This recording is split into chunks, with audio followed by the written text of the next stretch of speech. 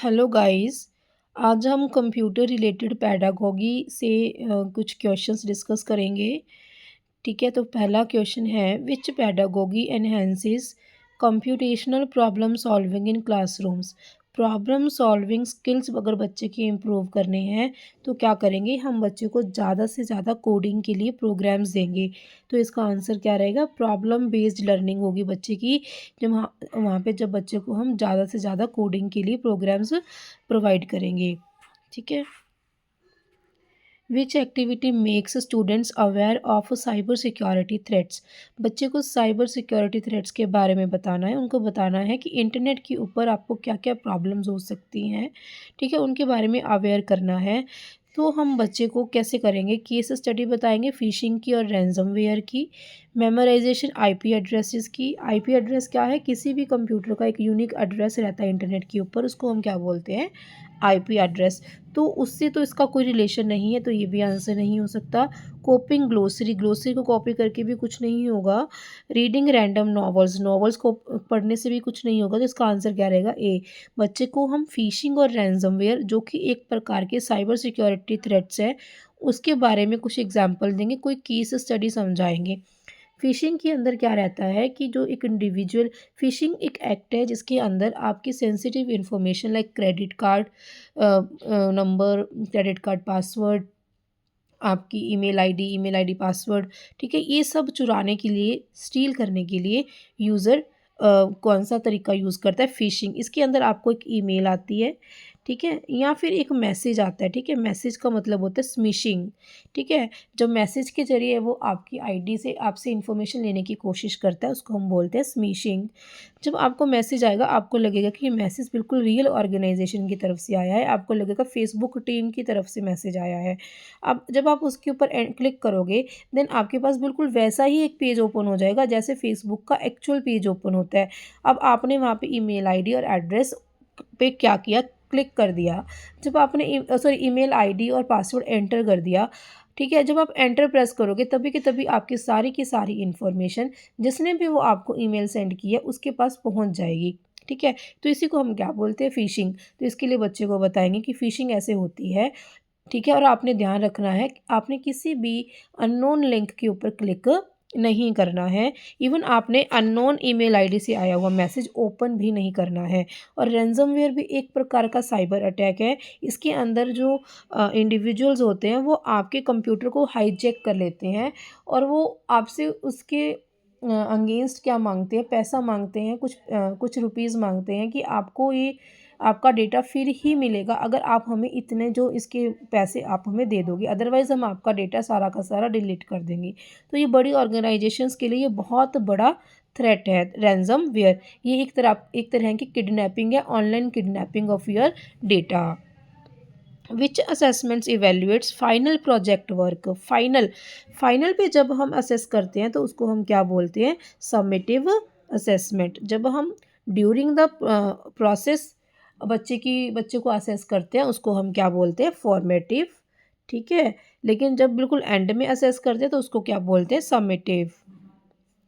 कौन सी पैडागोगी है जिससे हम बच्चे को डेटाबेस के अंदर जो नॉर्मलाइजेशंस होते हैं उसके बारे में समझा सकते हैं। आप खुद सोचिए, जब हमने नॉर्मलाइजेशंस के बारे में समझा था कि एक फील्ड के अंदर टू वैल्यूज़ नहीं होनी चाहिए, जैसे मोबाइल नंबर है तो मोबाइल नंबर 1 मोबाइल नंबर 2 करके दो कॉलम्स बनेंगे, हम एक ही मोबाइल नंबर के अंदर टू वैल्यूज़ नहीं डालेंगे। ठीक है, तो हमें ऐसे करके टीचर ने एग्जाम्पल के ज़रिए समझाया था। ठीक है, तो हम इनको भी क्या करेंगे, step by step example use करेंगे स्टूडेंट टेबल का, क्योंकि स्टूडेंट टेबल से बच्चे ईजिली समझ जाएंगे, उनकी रियल लाइफ से वो रिलेट करेंगे।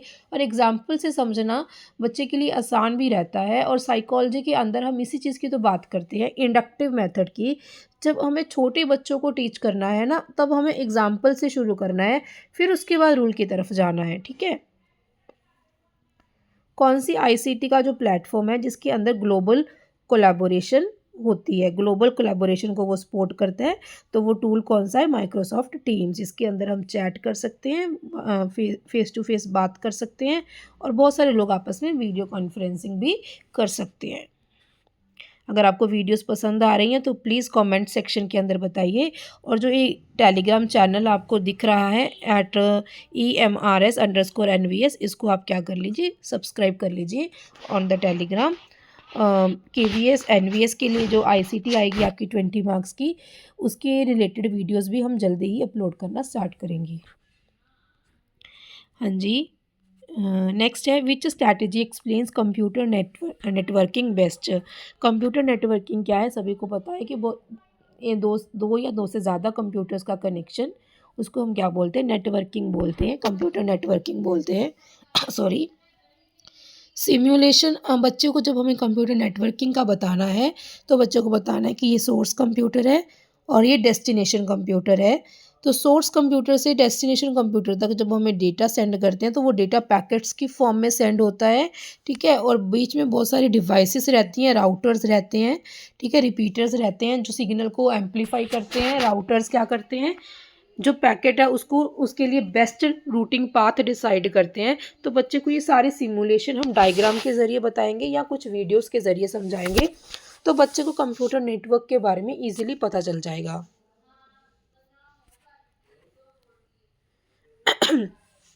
विच pedagogy fosters innovation in ICT classes.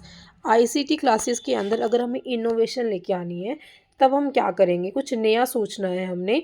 तो बच्चा क्या करेगा, बच्चे को बोलें कि आप जब बच्चे ने सब कुछ सीख लिया, ठीक है, तब उसके बाद एट द एंड हम बच्चे को कुछ प्रोग्राम्स देंगे, एक प्रोजेक्ट टास्क देंगे कि बेटा अब आपको अपनी तरफ से कोई ऐप और गेम डेवलप करके देखनी है इंडिपेंडेंटली, जिसमें टीचर आपको गाइड नहीं करेगा, ठीक है। ब्लूम की टैक्सोनॉमी के अंदर भी हमें पता है, बिल्कुल जो लास्ट में हमारे पास हायरार्की में आता है, 6 लेवल हायरार्की दी है ब्लूम ने, बिल्कुल एंड में हमारे पास आता है सिंथेसिस, मतलब रिवाइज्ड के अंदर हमारे पास सिंथेसिस बिल्कुल एंड में है, ठीक है। इसका मतलब क्या है कि एंड में बच्चा सब कुछ सीखने के बाद क्या करेगा, अपनी खुद की तरफ से गेम्स और ऐप्स को, वेबसाइट्स को डेवलप करेगा, जिससे उसने जो कुछ पीछे सीखा है वो उसको यूज़ करना भी सीखेगा और कुछ नया भी सोचने की कोशिश करेगा। विच ICT tools provide immersive learning through VR। VR मतलब वर्चुअल रियलिटी। आप जिस इन्वायरमेंट में नहीं भी हो, आपको वैसा ही इन्वायरमेंट देने की कोशिश की जाती है वर्चुअल रियलिटी के अंदर। तो इसके लिए आप वर्चुअल रियलिटी से रिलेटेड जो एप्लीकेशंस है आप उनको यूज़ करेंगे और हेडसेट को यूज़ करेंगे। स्टूडेंट्स को डेटा साइंस से इंट्रोड्यूस करवाने के लिए आप कैसे काम करेंगे। डेटा साइंस क्या होता है कि आपके पास बहुत ज़्यादा डेटा दिया होता है, आप वहाँ से कुछ हिडन पैटर्न्स को एनालाइज करने की कोशिश करते हैं। जैसे हम अमेज़न के ऊपर जाते हैं ना, जब हम लैपटॉप खरीदते हैं तो हम लैपटॉप बाय करते टाइम हमारे पास लैपटॉप का बैग ऑटोमेटिकली शो हो जाता है, ठीक है, सजेशंस के अंदर। तो वहाँ पे जो उनका एल्गोरिदम है वो हमारे जो बाइंग पैटर्न्स को क्या करता है, रिकॉग्नाइज करता है, और वो समझता है कि जो 90% लोग हैं जब लैपटॉप खरीदते हैं तो बैग को भी साथ में ही लेते हैं, ठीक है। तो इसीलिए उस बेसिस पे वो क्या करेगा, हमें भी रेकमेंड करेगा लैपटॉप के साथ लैपटॉप बैग। तो यही डेटा साइंस रहती है कि जो हिडन, जो हमारे पास बहुत सारा डेटा है उसमें से कुछ हिडन पैटर्न को एनालाइज करना। तो बच्चे के लिए भी हम यही देंगे, बच्चे को कुछ डेटा देंगे, ठीक है, बच्चे को बोलेंगे आप इसको एनालाइज करो, ठीक है। पहले तो वो हमें बताया कि जब बच्चा एनालाइज करना स्टार्ट करेगा तो बच्चे को बताएंगे कि सबसे पहले तो आप इसको पूरी तरह से क्लीन करना है आपको। तो बच्चा क्लीन करेगा, ठीक है, जो उसके अंदर नॉइजी डेटा है, इररेलेवेंट डेटा है, डुप्लीकेट डेटा है, उसको वो जो नल वैल्यूज़ हैं उनको डिलीट करेगा। देन उसके बाद वो डेटा को एनालाइज करना स्टार्ट करेगा। तो जो उसने थ्योरेटिकली सीखा है उसकी प्रैक्टिकल इम्प्लीमेंटेशन भी हो जाएगी और उसकी प्रॉब्लम सॉल्विंग स्किल्स भी इम्प्रूव होंगी। हाँ, which evaluation is suitable for project based learning outcomes. Project based बिल्कुल एंड के अंदर टीचर देखेगा उसको, तो उसको हम बोलेंगे समेटिव इवेल्युएशन। कौन सी पैडागोगी है जिसके ज़रिए हम IoT कंसेप्ट्स बच्चे को एक्सप्लेन करेंगे। IoT कंसेप्ट्स बच्चे को समझाने के लिए हम बच्चे को स्मार्ट डिवाइसेस शो करेंगे, ठीक है, जिससे बच्चे को पता चलेगा कि स्मार्ट डिवाइसेस क्या होती हैं और ये आपस में कम्युनिकेट कैसे करती हैं, ठीक है। जैसे स्मार्ट होम का एग्जांपल दे देंगे बच्चे को कि स्मार्ट होम के अंदर सारी की सारी डिवाइसेस आपके मोबाइल फ़ोन से जुड़ जाती हैं, ठीक है। अब आप अपने मोबाइल फ़ोन से उनको ऑन ऑफ कर सकते हो instead of standing again and again, but बार बार खड़े होने की बजाय आप अपने फ़ोन से ही उनको कंट्रोल कर सकते हो, ठीक है। और आप उनकी आपस में भी कम्युनिकेशन करवा सकते हो। मान लो आपने जो वाटर टैंकर है आपके घर के अंदर, मान लो हमने उसको अलार्म के साथ उसको लिंक कर दिया, जैसे ही वाटर टैंक फिल होगा एक लेवल तक, तभी के तभी अलार्म बेल करना स्टार्ट कर देगा। तो वहाँ पे आपने 2 डिवाइसेस की भी आपस में क्या करवा दी, कम्युनिकेशन करवा दी। ऐसे एग्जांपल्स आप बच्चे को देंगे तो बच्चे को ईज़िली समझ आ जाएगा। नेटवर्किंग के बारे में समझाने के लिए आप क्या करेंगे, बच्चे को लैन वैन के सेटअप का एक सिमुलेशन दिखाएंगे, एक वीडियो दिखाएंगे, जिससे उनको समझ आ जाएगा। Ethical awareness in AI, AI के अंदर एथिकल अवेयरनेस क्या होती है कि ऐसा नहीं है हमने किसी और का आइडिया चुराया और एआई के ज़रिए हमने उसको एक डिफरेंट लैंग्वेज के अंदर कन्वर्ट करके एज माई ऑन डेटा के रूप में मैंने प्रेजेंट कर दिया, तो ये एथिकल नहीं है, ये अनएथिकल है। तो बच्चों को ये बताना कि हमने एआई का यूज़ अपने बेनिफिट के लिए यूज़ करना है, ना कि किसी के नुकसान के लिए। अब हम उससे ये सोच रहे हैं कि हम फेसबुक का पासवर्ड कैसे हैक करें, किसी की इंस्टाग्राम आईडी कैसे हैक करें, ठीक है। तो ये इसका एथिकल यूज़ नहीं है, हमने उसका बिल्कुल एथिकल यूज़ करना है अपने बेनिफिट के लिए, दूसरों के नुकसान के लिए नहीं। दूसरों की इन्फॉर्मेशन को भी हमने अपनी इन्फॉर्मेशन के रूप में प्रेजेंट नहीं करना है। तो बच्चों को ये सारा कुछ समझाना है। तो आप क्या करेंगे, बच्चों की आपस में क्या करवा देंगे कि डिबेट करवा देंगे। नोट्स नॉवेल्स पढ़ने से कुछ भी नहीं होगा, आप क्या कराएंगे, बच्चों की एक डिबेट करवा देंगे। साइबर लॉ एजुकेशन इंगेजिंग करने के लिए भी आप क्या करवाएंगे, बच्चों की एक डिबेट करवा देंगे, जिससे बच्चों को पता चलेगा कि साइबर क्राइम क्या क्या होते हैं और साइबर क्राइम डिफरेंट टाइप के साइबर क्राइम्स के साथ डील करने के लिए हमारे पास कितने कितने साइबर लॉज हैं। जैसे हमारे आईटी एक्ट 2008 के अंदर pornography, child abusing, child trafficking, सभी के रिलेटेड कुछ लॉज एंड पनिशमेंट्स बनी हुई हैं। तो बच्चे को ग्रुप डिबेट के ज़रिए जब हम समझाएंगे तो उनको जो चीज़ें हैं वो ज़्यादा टाइम तक ये याद भी रहेंगी और समझ भी आ जाएंगी, और बच्चे इंटरेस्ट के साथ उसको सुनेंगे भी। अदरवाइज़ अगर टीचर क्लास के अंदर बोल के चला जाता है ना, तो बच्चे नहीं सुनते, इंगेज नहीं रहते इन चीज़ों की तरफ। कोलैबोरेटिव टीम वर्क के लिए हम कौन सा आईसीटी प्लेटफॉर्म यूज़ करेंगे, माइक्रोसॉफ्ट टीम्स। वर्चुअल रियलिटी के लिए क्या करेंगे, हम बच्चे को जो वर्चुअल रियलिटी चीज़ें आती हैं ना, उनकी एक डेमो देंगे या उनको प्रैक्टिकली करके दिखाएंगे, तो बच्चे इजीली समझ जाएंगे। बिग डेटा कॉन्सेप्ट्स, अब बिग डेटा मतलब बहुत ज़्यादा डेटा, अब उसको पढ़ना तो पॉसिबल नहीं है, ठीक है। वो बिल्कुल अनस्ट्रक्चर्ड डेटा रहता है आपके पास, कई बार स्ट्रक्चर्ड भी रहता है, ठीक है। तो अब उसमें से पैटर्न्स को रिकॉग्नाइज करना बहुत ज़्यादा मुश्किल हो जाता है। फॉर एग्जांपल मेरे पास 1000 स्टूडेंट्स हैं, अब मुझे उनमें से ये देखना है कि सबसे ज़्यादा मार्क्स किसके आए। मान लो सीबीएसई का रिजल्ट आया, अब उसने लाखों लोगों के पेपर चेक किए, लाखों बच्चों के पेपर चेक किए, अब उनको उसमें से एक टॉपर निकालना है कि ऑल इंडिया के अंदर टॉप किसने किया। तो वो क्या करेगा, वो सारा का सारा डेटा चेक करेगा, नहीं, वो क्या करेगा, विजुअलाइजेशन करेगा। विजुअलाइजेशन मतलब डेटा को चार्ट के रूप में पिक्टोरियल रिप्रेजेंटेशन में रखना, ताकि हम इजीली देख पाएँ, ठीक है। अब यहाँ पे बार चार्ट बन जाएंगे, यहाँ से उनको पता चल जाएगा कि जो हाईएस्ट मार्क्स हैं वो किसके आए हैं, इस बच्चे के आए हैं जिसका नाम क्या है, बी है, ठीक है। तो हम क्या करेंगे, जो लार्ज डेटा सेट्स हैं उनको विजुअलाइजेशन करेंगे, उनको चार्ट के रूप में कन्वर्ट करेंगे, ताकि उनको ईजिली समझ आ जाए बिग डेटा में क्या लिखा हुआ है। हाँ जी, प्रोग्रामिंग स्किल्स को इम्प्रूव करने के लिए आप क्या करेंगे, ऑब्वियसली प्रोग्रामिंग स्किल्स के लिए तो आपको कोड लिखना पड़ेगा, उसको टेस्ट करना पड़ेगा, जब एरर्स आएंगे वो एरर्स निकालने पड़ेंगे। तो ये सबसे बड़ी अप्रोच है जब आपको प्रोग्रामिंग स्किल्स इंप्रूव करने हैं। तो यहाँ पे इसका आंसर क्या रहेगा, ए। देखिए मैं सारे ऑप्शंस नहीं पढ़ रही क्योंकि बिकॉज 1 मंथ ही रह गया आप लोगों के पास, तो मैं कोशिश करूँगी आपको 200 तक जो क्वेश्चन है कंप्यूटर पैडागोगी के जल्दी जल्दी करवाऊँगी, ठीक है, ताकि आपका भी टाइम वेस्ट ना हो और मेरे पास भी बाकी सब्जेक्ट्स कवर करने के लिए टाइम बच जाए।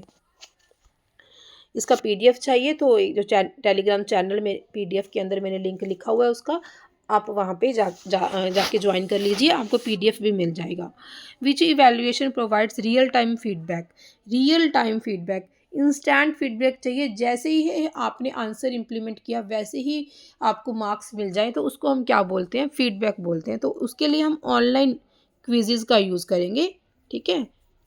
जैसे ही आप सबमिट करोगे आपको फीडबैक मिल जाएगी। क्लाउड कंप्यूटिंग के बारे में बच्चे को डेमोन्स्ट्रेट करना है तो कैसे करेंगे? क्लाउड कंप्यूटिंग क्या होता है? Saving your files on a cloud computer, on a remote computer, दूर दराज किसी कंप्यूटर के ऊपर आपकी फ़ाइल को स्टोर करके रखना जिसके बारे में आपको पता भी नहीं है, और आप वहाँ से फिर आप उसको कभी भी एक्सेस कर सकते हो, कभी भी, एनी टाइम एनीवेयर। आप अपने मोबाइल फ़ोन से आप उसको कभी भी एक्सेस कर सकते हो। तो बच्चे को हम सबसे उसके नज़दीक वाला एग्जाम्पल यूज़ करेंगे, गूगल ड्राइव। सारे बच्चों के फ़ोन में है कि बेटा जो गूगल ड्राइव है वो क्लाउड कंप्यूटिंग स्टोरेज का एक एग्जाम्पल है जिसके ऊपर हम अपनी जो फाइल्स हैं उसको स्टोर करके रख सकते हैं, ठीक है। अब हमने उसको बता दिया, उसके बाद हम उसको प्रैक्टिकल भी करके दिखाएंगे, एक फ़ाइल उसके गूगल ड्राइव के ऊपर स्टोर करके दिखाएंगे और उसके फ़ोन से उसको क्या कर देंगे, डिलीट कर देंगे। देन उसके बाद बोलेंगे बेटा आप उसको एक्सेस करो, तो वो एक्सेस हो जाएगी जिससे बच्चे को पता चलेगा कि क्लाउड कंप्यूटिंग का कॉन्सेप्ट है एक्चुअल में कैसा कॉन्सेप्ट है, ठीक है। तो इसका आंसर क्या रहेगा? File sharing on a Google drive. Which pedagogy is best for teaching pair programming? अब पेयर प्रोग्रामिंग के अंदर क्या करेंगे, आपने 2 बच्चों को सिखाना है, 2-2 करके बच्चों को सिखाना है या 10-10 करके बच्चों को सिखाना है। आप उस रूम को ब्रेकआउट कर देंगे 10-10 बच्चों के ग्रुप में या 5-5 बच्चों के ग्रुप में, जैसे भी आपको सही लगता है, और उनको डिफरेंट टास्क दे देंगे, ठीक है। फ़िशिंग के बारे में मैंने अभी बताया आपको, फ़िशिंग क्या होती है, ठीक है, इसी वीडियो के अंदर सेकंड क्वेश्चन में। तो वही है फ़िशिंग की एक बच्चे को प्रैक्टिकली अगर समझाएँगे तो बच्चा ईज़िली समझेगा, ठीक है। $4-5 के अंदर हम बच्चे को ये फ़िशिंग का डेमो करके दिखा सकते हैं। Which activity is the best most effective to teach operating system? अब ऑपरेटिंग सिस्टम टीच करने के लिए बच्चे को हम ऑपरेटिंग सिस्टम की जो कमांड्स हैं वो बताएंगे। जैसे हमने लिनक्स के बारे में सीखा था, तब हमने क्या किया था, हमारे को टीचर ने कमांड्स यूज़ करनी बताई थी, cd करके, कुछ कैट करके कमांड्स थी, तो ये हमें यूज़ करनी सिखाई थी। तो बच्चे को हम ओएस की कमांड्स सिखाएंगे जिससे बच्चे को ऑपरेटिंग सिस्टम की वर्किंग का पता चले। Which ICT tool is best for large scale online teaching? बहुत सारे बच्चों को अगर हमें टीच करना है तो लॉकडाउन के अंदर हमें पता ही है जूम के थ्रू हम बहुत सारे बच्चों को एक साथ टीच कर सकते हैं। Which real life task can simply algorithm teaching?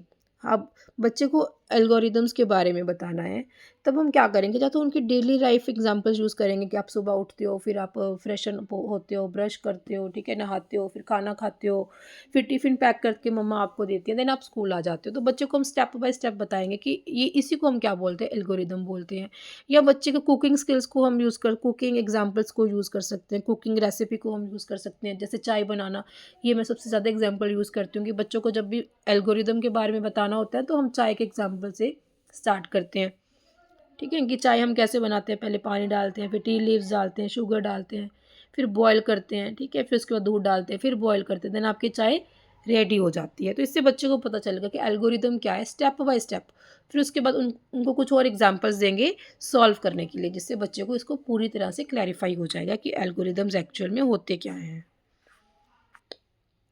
Cloud architecture कैसा होता है आपको पता है, क्लाइंट रहता है, एक सर्वर रहता है। गूगल ड्राइव क्या है, एक सर्वर है, सॉरी, गूगल ड्राइव क्या है,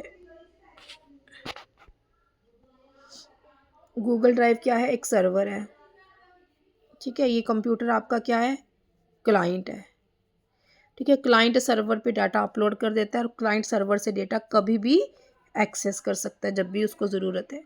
तो बच्चे को क्लाइंट सर्वर मॉडल के बारे में बताएंगे, क्लाउड आर्किटेक्चर समझाने के लिए कि क्लाउड कंप्यूटिंग कैसे काम करती है। एक सर्वर है, उसके बहुत सारे क्लाइंट्स होते हैं जो उसको एक टाइम पे यूज़ करते हैं, जैसे अमेज़ॉन का कंप्यूटर है, ठीक है। तो बहुत ज़्यादा यूज़र्स होते हैं ABC जो उसको एक टाइम पे यूज़ करते हैं। डिबगिंग स्किल्स के लिए हम क्या करेंगे, बच्चे को डिबगिंग स्किल्स इंप्रूव करने हैं तो बच्चे को बोलेंगे कि आप प्रोग्राम्स लिखो और उनको बोलो उसी के अंदर जो कोई प्रॉब्लम आ रही है उसको डिबग करेंगे। वो जब उसमें प्रॉब्लम आएगी उसको डिबग करेंगे, टेस्ट करेंगे, ठीक है। तो उनको बोलेंगे कि आप खुद का ही कोई कोड लिखो। कौन सा टूल है जो कोलैबोरेटिव रिसर्च राइटिंग के लिए यूज़ करते हैं, तो लेटेक्स एक टूल है, ठीक है, जिसको हम जब रिसर्च पेपर्स लिखते हैं ना, लेटेक्स को यूज़ करते हैं, ठीक है। माइक्रोसॉफ्ट वर्ड की तरह रहता है लेकिन इसके अंदर काम करना थोड़ा आसान होता है, बहुत ज़्यादा आसान रहता है। इसके अंदर कोडिंग स्किल्स को हम यूज़ करके काम करते हैं। Which approach best explains normalization in DBMS, ठीक है। जब हम स्टेप बाय स्टेप बच्चों को समझाएंगे, ठीक है, तो बच्चे को नॉर्मलाइजेशन समझ आएगी और उनको सब कुछ प्रैक्टिकल सा लगेगा, थियोरेटिकल नहीं लगेगा। कौन सा असेसमेंट जब पूरा कोर्स हो जाता है तब हम करते हैं, तो वो कौन सा असेसमेंट होता है? Summative assessment.